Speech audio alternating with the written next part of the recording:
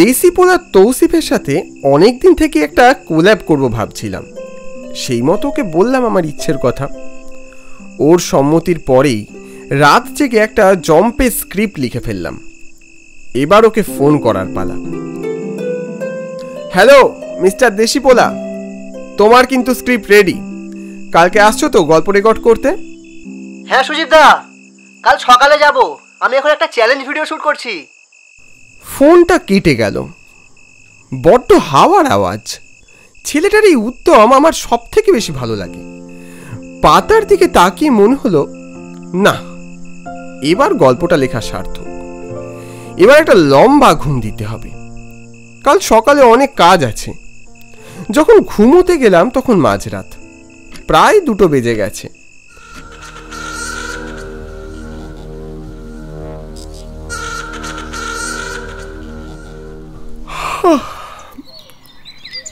যখন ঘুম ভাঙলো তখন খানিকটা বেলা হয়েছে। তড়িঘড়ি চোখ খুললাম। আজ এতটা দেরি হওয়া মোটেও সমীচীন নয়। চায়ের জলটা বসিয়ে কেদারায় বসে মোবাইলটা খুলতেই চমকে উঠলাম। একটা খবর সাথে সাথে মোবাইলের স্ক্রিনে ভেসে এলো। ইউটিউবার তৌসিফ কাল রাত থেকেই নিখোঁজ। চমকে উঠলাম। আমার চোখ তখন কপালে। কি শুনছি, কি দেখছি এসব? কি করে সম্ভব এটা? কোনো দিকে না চেয়ে সোজা ওকে ফোন করলাম। না, ওর সাথে কোনো যোগাযোগ করা গেল না। ফোন বন্ধ। এবার কি হবে? আশ্চর্য, এদিকে সবাই রেডি, মাথাটা একদম কাজ করছিল না। হঠাৎ করেই কাঁচ ভাঙার শব্দ পেয়ে চমকে উঠলাম। একটা ইঁটে জড়ানো কাগজ। এই এই কে রে, কে? জানলা দিয়ে মুখ বাড়িয়ে কাউকে দেখতে পেলাম না। কি ব্যাপার? চারিপাশ শুনশান। কে ছুড়ল এটা? কৌতূহল নিয়ে মোড়ানো কাগজটাকে খুলে দেখলাম একটা বিয়ের কার্ড মনে হচ্ছে। একটা ঠিকানা লেখা, 13 নম্বর মুরারিমোহন স্ট্রিট, মুকুন্দপুরের। আজ মধ্যরাত্রে আমার কন্যার বিবাহ সম্পন্ন হইবে। আপনার আশা বাধ্যতামূলক। আপনার বন্ধু আপনারই অপেক্ষায়। একটা অজানা ত্রাসে আমার বুকটা কেঁপে উঠল। মনে হলো এই বন্ধু আর কেউ নয়, এ নিশ্চয়ই তৌসিফ হবে। আমাকে এক্ষুনি বেরোতে হবে, একবার এক্ষুনি। হুইসেল বাজিয়ে ট্রেন যখন থামল মুকুন্দপুর স্টেশনে, তখন চারিপাশে আঁধার ঘনিয়ে এসেছে। স্টেশনের সিঁড়ি দিয়ে নামতেই দেখলুম বটগাছের পাশে 4-5টা রিক্সা দাঁড়িয়ে আছে। তবে সেখানে একটাও রিক্সাওয়ালার টিকি পর্যন্ত নেই। কি মশাই, আমরা তো আছি আপনাকে নিয়ে যাওয়ার জন্য। কোথায় যাবেন বলুন? চমকে উঠলাম। লোকটা এতক্ষণ পাশে দাঁড়িয়েছিল খেয়াল করিনি তো। কাঁচা পাকা উস্কো খুস্কো চুলের বিচিত্র দর্শন লোকটাকে দেখে খানিকটা স্বস্তি হলো। দাদা, যাব মুরারিমোহন স্ট্রিট। রিক্সাওয়ালা আমার দিকে তাকিয়ে একটা প্রাণ খোলা হাসি দিল। কি হলো, যাবেন? যাবনি মানে? শিগগিরই উঠে আসুন। রিক্সাওয়ালা পুরো ঠিকানাটা শোনার প্রয়োজনও মনে করলেন না। হুড়মুড়িয়ে রিক্সা ছোটালেন ঝোপঝাড়া জঙ্গলের মাঝে সড়ক দিয়ে। আর কতক্ষণ লাগবে মশাই? আরে এই তো বাবু, এই রাস্তা পেরোলেই একটা মাঠ, আর মাঠ পেরোলেই মুরারিমোহন স্ট্রিট। রিক্সাওয়ালার কথা মতো খানিকটা দূর যেতেই একটা প্রকাণ্ড মাঠ নজরে এলো। রঙিন আলোয় সেজেছে চারিপাশ। বাবু, ওই দেখা যাচ্ছে বিয়ে বাড়ির প্যান্ডেল। হ্যাঁ, কিন্তু আপনি এটা বলতে পারেন যে এখানে বিয়ে বাড়িটা করা হচ্ছে? রিক্সাওয়ালা অদ্ভুত হাসি হেসে বলল, যার বিয়ে হচ্ছে সে আবার নিজেই জিজ্ঞেস করছে কার বিয়ে হচ্ছে। রিক্সাওয়ালার কথা আমার কিছুই বোধগম্য হলো না। এরপর রিক্সাওয়ালা থামলো একটা বাড়ির সামনে। বিস্ময়ে দেখলাম এত আলো, এত রোশনাই, কিন্তু অদ্ভুত ব্যাপার, এখানে বিয়ে বাড়ির কোনো কোলাহল নেই। দাদা, আপনার কত হয়েছে? মুহূর্তে পিছন ঘুরতেই দেখলাম ওখানে ওই লোকটির আর কোনো চিহ্ন নেই। বরং দূরে তাকাতে দেখলাম হালকা চাঁদের আলোয় রিক্সাটা কোথায় যেন মিশে গেল। সুজিতদা, আমি এখানে, আমাকে বাঁচাও, উদ্ধার করো আমায়। চমকে উঠলাম। বাড়ির দোতলার একটা জানলা থেকে মৃদু স্বর ভেসে এলো। কোনো সন্দেহ নেই যে এটা তৌসিফের গলা। আমি চ্যালেঞ্জ ভিডিও শুট করতে গিয়ে নিজেই চ্যালেঞ্জে ফেসে গেছি, আমাকে বাঁচাও। দাঁড়া দাঁড়া, আমি আসছি। আমি ঠিকই ভেবেছিলাম বন্ধু বলতে ওর কথাই বুঝিয়েছে কেউ, কিন্তু কে কে সে? সে যাই হোক, আমাকে এক্ষুনি উদ্ধার করতে হবে ওকে। বাড়ির সদর দরজাটা অবরুদ্ধ। কেমন যেন মনে হলো বিয়ে বাড়ির অনুষ্ঠান কিছুক্ষণ আগেই যেন শেষ হয়েছে। চারিপাশে সবকিছু সাজানো, কিন্তু কেউ কোথাও নেই। সদর দরজায় ধাক্কা দিতে সেটা খুলে গেল। অন্ধকারের মধ্যে দেখলাম বিয়ের আসরে বসে আছে কোণে। সেই আলোয় দেখলাম মেয়েটির পরনে একটা লাল বেনারসি, একগা সোনার গয়না, মাথায় জড়ির কাজ করা চেলিতে মুখ ঢাকা। অস্পষ্ট হলেও মনে হলো ওই মুখকে আমি যেন আগেও কোথাও দেখেছি, কিন্তু কোথায় দেখেছি ঠিক মনে করতে পারলাম না। এই যে, কে কোথায় আছেন? তৌসিফকে কেন আটকে রেখেছেন? ছেড়ে দিন, ছেড়ে দিন ওকে। মহিলা মাথা নিচু করেই ওপরে একটা সিঁড়ির দিকে আঙুল নির্দেশ করলো। আপনার বন্ধু ওদিকেই আছে, যান। কোনো দিকে না চেয়ে আমি সিঁড়ির দিকে এগিয়ে গেলাম। অন্ধকার খুটখুটে সিঁড়িটা, সিঁড়ির রেলিংয়ে মালা জড়ানো। হোঁচট খেয়ে পড়েই যাচ্ছিলাম, কোনো মতে নিজেকে সামলে নিলাম। চোখের সামনে সেগুন কাঠের প্রকাণ্ড দরজা, তাতে নকশা কাটা। দরজায় ধাক্কা দিতেই প্রচন্ড আওয়াজ করে দরজাটা খুলে গেল। তৌসিফকে দেখলাম ভীত সন্ত্রস্ত, ঘরের মধ্যে একটা বিছানায় গুটিসুটি মেরে বসেছিল। আমায় দেখে চমকে উঠল। সুজিতদা, তুমি এসেছো? উফ, ভেবেছিলাম আজ কত আনন্দ উল্লাস করে কোলাপ করব, কিন্তু এরকম জায়গায় কোলাপ হবে ভাবতে পারিনি। সবই আমাদের অদৃষ্টের লিখন। কিন্তু তুমি কিভাবে জানলে আমি এখানে, এ বাড়িতে আছি? আমি তোমায় কোনো লাইভ লোকেশনও পাঠাইনি। আজ সকালে আমি একটা বিয়ে বাড়ির নেমন্তন্ন কার্ড পাই বলতে ওটা আমাকে দেওয়া হয় জোর করে। সেই কার্ডই আমি ইঙ্গিত পাই। উফ সুজিতদা, আর বলো না, এখানেই আমি এই ভূতের বাড়িতে 24 ঘন্টা থাকার চ্যালেঞ্জ নিয়েছিলাম, কিন্তু এভাবে যে গোলক ধাঁধায় ফেসে যাব আমি ভাবতে পারিনি। কেউ যেন আমায় বেরোতেই দিচ্ছে না। কোথা থেকে যেন একটা সানাইয়ের সুর ভেসে আসছে, আমি কিছুই বুঝতে পারছি না। পুরো কেস জন্ডিস। এসব কি বলছো তুমি? ঠিকই বলছি সুজিতদা, এ বাড়ি থেকে না বেরোতে পারলে আমার চ্যালেঞ্জটাই 24 ঘন্টার জায়গায় সারা জীবনের মতো হয়ে যাবে। তখন কে বলবে আজকে আমি ভূতের বাড়িতে এসেছি? ইয়েস। দেশি পোলাই থাকলো।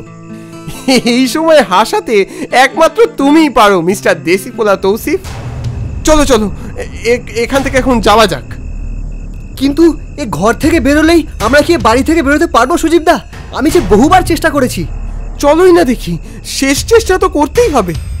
তৌসিফকে নিয়ে দরজা ঠেলে সিঁড়ির দিকে এগোলাম। তাড়াতাড়ি এসো তৌসিফ, তাড়াতাড়ি। সিঁড়িটা যেন ক্রমেই অনেক বিস্তৃত হচ্ছে, শেষ নেই তার। এ কি গো, আর কত দূর নামলে এই সিঁড়ি শেষ হবে? দেখেছো তো, আমি আগেই বলেছিলাম এ বাড়িতে কিছু খটকা আছে। একসময় সিঁড়িটা শেষ দেখতে পেলাম। ওই তো সিঁড়ির শেষ প্রান্ত দেখা যাচ্ছে। তবে সিঁড়ির শেষে দেখতে পেলাম একটা লোক আমাদের দিকে তাকিয়ে দাঁড়িয়ে আছে, তার হাতে বরণ ডালা, মৃদু হাসি মুখে। এই লোকটাকে আমি আগেও যেন কোথায় দেখেছি। এসো বাবা জীবন, এসো। তোমার জন্যই তো অপেক্ষা করে বসে আছি। কখন থেকে তোমার বন্ধু অপেক্ষা করছে, এদিকে তোমার বার্তাই নেই। আমরা তোকে আটকে রেখেছি কখন থেকে। লোকটাকে এবার চিনতে পারলাম, ভবেশ বাবু। আমি আর তৌসিফ থমকে দাঁড়ালাম ওনার সামনে। তৌসিফ আমার দিকে ভয়ার্ত দৃষ্টিতে তাকিয়ে বলল, কি গো সুজিতদা, তুমি ওনাকে চেনো নাকি? মানে ওনার মেয়ে মাধবীলতার সাথে আমার বিয়ে সম্মত হয়েছিল এক সময়। এবার বুঝতে পারলাম কেন সবকিছু এত চেনা চেনা লাগছে। তা কেমন আছো বাবা জীবন? দিনকাল সব ভালো তো? আসতে এত দেরি করলে কেন? লগ্ন যে বয়ে গেল। ওদিকে তোমার বন্ধু তোমার আসার অপেক্ষায় হাতের কর গুনছে। যাক, তুমি এসে পড়েছো যখন আর কোনো চিন্তা নেই। দেখুন ভবেশ বাবু, আপনাদের সাথে যা হয়েছিল তার জন্য আমি আজও লজ্জিত। আপনারা কেমন আছেন? ওই আছি আর কি, লজ্জার কি আছে বাবা? আজ এমন শুভ দিন, আমার যে কি আনন্দ হচ্ছে তোমায় কি বলি বাবা। কাকাবাবু, আজ কি মাধবীলতার বিয়ে? আরে বাবা জীবন, কাকু বলছো কেন? বাবা বলো। মানে কি কি বলছেনটা কি কাকাবাবু? ঠিকই তো বলছি, কতকাল ধরে তোমার জন্য অপেক্ষা করেছি, একটা সুযোগ পেয়েছি, সেটা কি হাতছাড়া করা যায় নাকি? হ্যাঁ,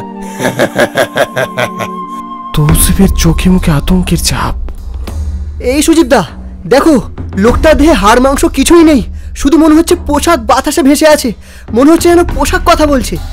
কি বলছো কি? আমার সামনে জলজান্ত ভবেশবাবু দাঁড়িয়ে আছেন, দেখতে পাচ্ছ না তুমি? না সুজিতদা না, তুমি আমার সাথে কেটে পড়ো, এখানে কিছু না কিছু ঘাপলা আছে। তৌসিফ আমার হাতটা টেনে বেরোতেই যাচ্ছিল, কিন্তু দেখলাম ভবেশবাবু ওনার ওই বিরাট লম্বা হাতটা ওর কাঁধের উপরে রাখলেন। কোথায় যাচ্ছ হে তুমি? তুমি চলে গেলে আমার মেয়ের বিয়ের ভিডিওটা করবে কে? এই যে বাবা জীবন, যাও পিড়িতে গিয়ে বসো, আমার মেয়ে কত কাল ধরে তোমার জন্য অপেক্ষা করছে। এসব আপনি কি বলছেন কাকাবাবু? ঠিকই তো বলছি, যাও দেরি করো না। এই কে আছিস? বাড়ির আলোগুলো জ্বালা, কতকাল সব অন্ধকার হয়ে পড়ে আছে। যাও বাবা জীবন, যাও আমার মেয়ে মাধবীলতার কাছে যাও। ততক্ষণে আমি বুঝে গেছি তৌসিফ ভুল কিছু বলেনি। অবস্থা বেগতিক বুঝে ধীরে ধীরে এগিয়ে গেলাম। আমার দিকে মাথা তুলল মাধবীলতা। উফ, কি ভয়ঙ্কর! কি গো, তোমার জন্য কতকাল অপেক্ষা করে আছি, আমায় বিয়ে করবে না তুমি? যাও সেজে গুজে এসো, এবেলা বিয়েটা সেরে নি। মাধবীলতা, তোমার একই চেহারা হয়েছে। আর কি করব বলো, তোমার জন্য অপেক্ষা করতে করতে আমার এই হাল। কি বলছোটা কি তুমি? আমার জন্য অপেক্ষা করেছো মানে? হ্যাঁ তাই তো, এটাই সত্যি। আমি জানি তোমার স্ত্রী হিসেবে আমি অযোগ্য, কিন্তু কি করব বলো? আমি যে আমার মন তোমায় সঁপে দিয়েছিলাম। তারপর যখন প্রথমবার তোমার সঙ্গে কথা হলো, তখন থেকে আমি তোমাকেই স্বামী মেনেছি। কিন্তু পাকা কথা হয়ে যাওয়ার পর তোমার বাড়ির লোক যখন জানতে পারলো যে আমি আমার বাবার কুড়িয়ে পাওয়া মেয়ে, তখন তারা বাদ সাধলো। চুপ কর মা, চুপ কর, ও কথা আমি মানি না। সমাজের এই নিষ্ঠুরতার জন্য অনেক কষ্ট পেয়েছিস তুই, কিন্তু আর নয়। কিন্তু কারোর মুখে যদি ও কথা শুনি, তবে তাকে আমি ছাড়বো না। এই কে কোথায় আছিস? বিয়ে শুরু কর। আমাদের দুজনেরই তখন আতঙ্কে সারা গায়ে ঠান্ডা স্রোত বয়ে যাচ্ছে। এসব কি শুনছি? এবার কি হবে? তবে এখন কি তুমি একটা ভূতকে বিয়ে করবে সুজিতদা?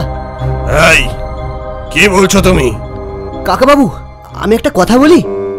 বলছি বাড়ির বাইরে থেকে ভিডিওটা শুরু করলে হয় না? বেশ, বিয়ের বর বাড়িতে ঢুকছে, সেখান থেকে ভিডিও শ্যুটটা স্টার্ট করলে তাহলে ওয়েডিং ভিডিওটা খুব ভালোভাবে শুরু হবে আর কি। বুদ্ধিটা মন্দ দাওনি। বাইরে থেকে ভালো করে ক্যামেরাখানা দিয়ে শুরু করো দেখি। মেয়ের বিয়ে বলে কথা। তাড়াতাড়ি কেটে পড়ো সুজিতদা। আমরা বাইরের দরজার দিকে এগিয়ে গেলাম। শেষবারের মতো আর একবার মাধবীলতার দিকে তাকালাম। বুকের মধ্যে একটা অদ্ভুত অনুভূতি হলো। না জানি মেয়েটা কত কষ্ট লাঞ্ছনা পেয়েছে সমাজের কাছ থেকে। অজান্তে আমি ওকে অনেক কষ্ট দিয়েছি। পারলে আমায় ক্ষমা করো মাধবীলতা। তারপর আর কোনো দিকে না তাকিয়ে বেরিয়ে এলাম বাইরে। তখনও বাইরে শামিয়ানা খাটানো। আমি আর তৌসিফ বাইরে এসে হাঁপাচ্ছি। ওহ, তোমার বুদ্ধিটা ভালোই কাজে লেগেছে, নইলে আজ যে কি হতো। তাড়াতাড়ি চলো সুজিতদা, যদি পরে মানুষের সাথে গিয়ে বিয়ে করতে চাও তাহলে এখন কেটে পড়ো। সেই সময় বাড়ির ভিতর থেকে একটা প্রচন্ড আলোর বিচ্ছুরণ। আর কান ফাটানো একটা বিকট শব্দ আমাদের বুক কাঁপিয়ে দিল। এই জায়গা মোটেও সুবিধার নয়। পালাও পালাও সুজিবদা। আমি আরও মাঠের মাঝখান থেকে দৌড়তে শুরু করলাম। চাঁদের আলোয় দেখলাম তখনও দূরে দাঁড়িয়ে আছে সেই রিক্সাওয়ালা। দৌড়ে রিক্সায় উঠে পড়লাম। শিগগির চলো ভাই, শিগগির চলো, আমাদের উদ্ধার করো। রিক্সা চলতে শুরু করলো। রিক্সাওয়ালা বলল, আতিথেয়তা ঠিক ছিল তো? তৌসিফ আর আমি মুখ চাওয়াচাই করলাম। মানে? প্রতি বছর এ বাড়িতে বিয়ের উৎসব হয়। এ বাড়ি কবেই যে ধুলিস্বাদ হয়ে গেছে। ধুলিস্বাদ? হ্যাঁ, ধুলিস্বাদই তো। একদিকে অভাগী মেয়ের বিয়ে ভাঙলো, আর তারপরেই রান্না করতে গিয়ে বাড়িতে আগুন লেগে সারা বাড়িটা একেবারে ধুলিস্বাদ, আর সারা বাড়ি জনমানবহীন হয়ে পড়ল। কি? এত কিছু ঘটে গেছে আর আমি কিছু জানি না? এসব আমি কি শুনছি? কি অবস্থা! কার যে কখন কি হয় কে জানে। কিন্তু দাদা, আপনি এত সব জানলেন কি করে? হতে পারে আমি কোনো অভাগী মেয়ের আসল বাবা। আমি আর তৌসিফ তখন বাকরুদ্ধ। ট্রেনে বসে তৌসিফ বলল, কোলাবের আগে এরকম একটা এক্সপিরিয়েন্স হবে আমি ভাবতেও পারিনি।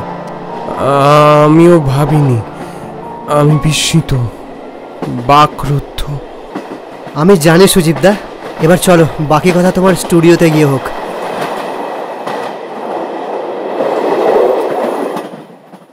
তো আজকের গল্প শেষ হলো।